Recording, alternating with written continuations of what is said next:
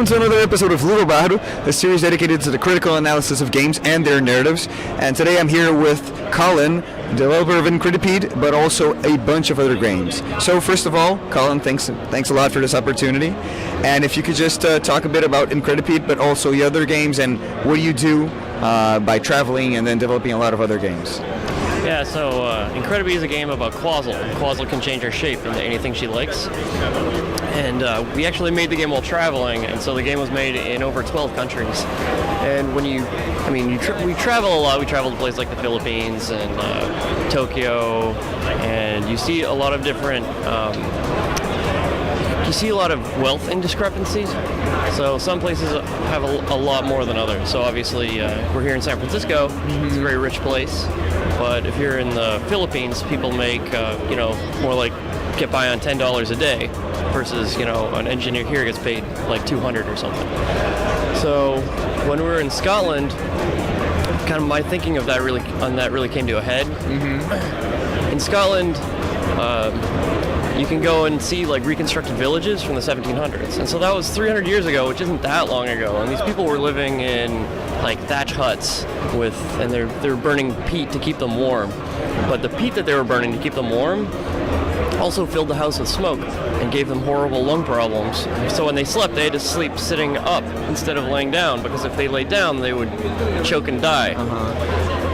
Meanwhile, the more kind of obvious tourist trail in Scotland is these huge castles, right, from the same kind of time. And these are like castles owned by like one individual, a super wealthy lord or a king. And they're living in like this splendor that we can't even imagine today. And the people are living in, they can't even sleep lying down. And so the great thing about Scotland is that now it's like a modern country with a healthy middle class, and so in Scotland it was really easy to watch that happen, to see, not physically watch it, but it was easy when you travel to see and read about the places and read about the history, and especially the labor movement of Scotland. You could see how it changed in 300 years from absolute wealth and power and the people on the bottom having almost nothing to a much more balanced system. And they did that purely through their own tenacity and just by fighting for it. And so it was important for me in Incredipede to talk about that. And it's probably subtler than I would have liked. People don't really seem to pick up on it very much, but you start off in Incredipede and Quazzle's village is raided. People come in and they take her parents away on a boat. And so she has to get to the other side of the island where she thinks she'll be safe. So when she starts off, there's a gatekeeper who won't let her pass through the first world unless she pays him like 12 cherries and some apples. So she has to spend, and the player has to spend, a lot of time and effort to gather up these cherries. And then when she passes through, he's like, all right, I'll sell you this one headdress for all of the cherries and all of the work that you did. It's like kind of a religious headdress. So she buys the headdress, and it kind of admits her to the next level of like a step out of the agrarian economy and into kind of a crafts-based economy. So she gets into the next world, and she realizes that there are these headdresses everywhere, and that they're super cheap. But even though every one of the headdresses are worth, a lifetime of effort that it took her to gather the cherries. So she goes about gathering all the headdresses, and then the next world, 12 headdresses is worth 1 coin. She needs to purchase 1 coin to move on. So she goes to the next world, and coins, it turns out, are super cheap. And then in the end, she has to spend all of the coins that she's collected to get into the city. And when she gets into the city, she's kind of admitted to the bottom rung of the upper level of the social strata. And so it was really important for me to talk about those kind of wealth discrepancies in Incredipede. Fantastic. And you mentioned that from your point of view, it might have been perhaps subtler than you thought it would be. Does that mean you expected a different reaction, or do you think that perhaps sometimes the audience isn't expecting that sort of subject in a game, or what is your opinion in that? Yeah, you're probably right that the audience isn't expecting that kind of subject. But also as an artist, it's your job to bring it's your job to bring the experience to the audience. It's less the audience's job to go out and, you know, uncover the experience.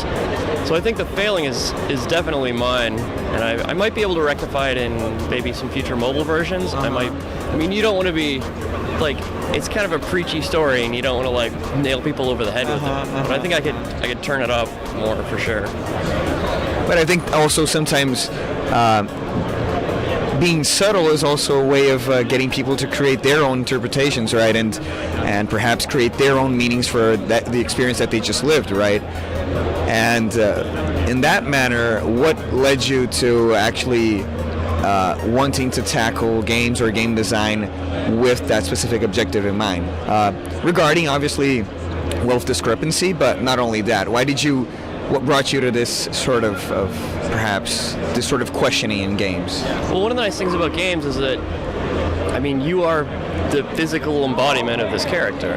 Like, maybe if you take a trip through Vietnam, you'll see people, you know, living a like much harder life than you, but they're like out the train window, you know, they're over there.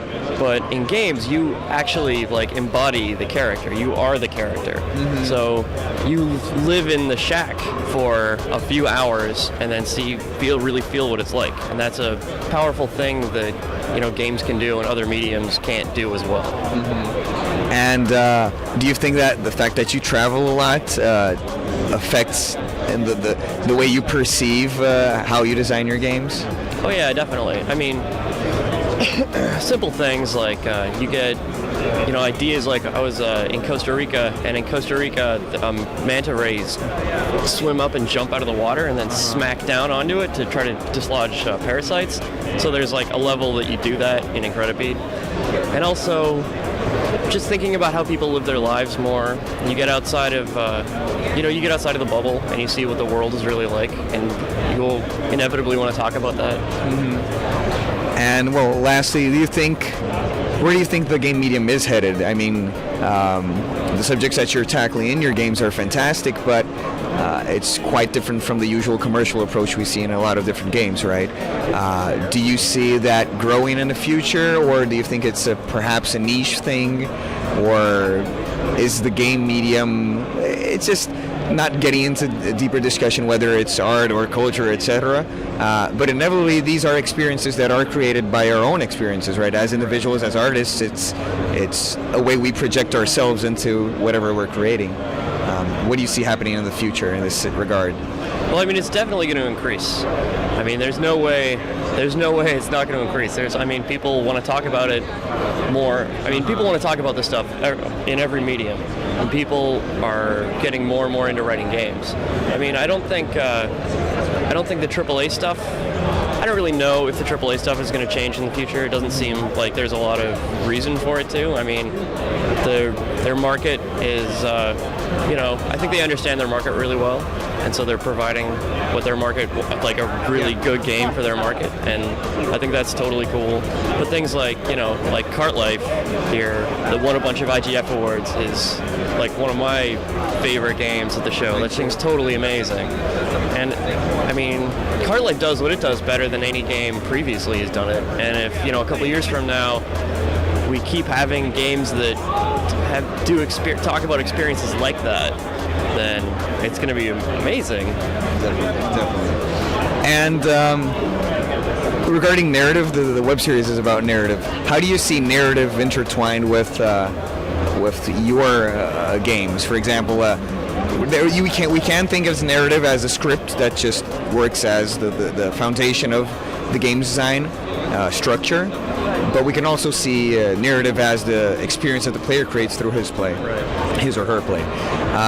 How do you perceive the role of narrative in your games?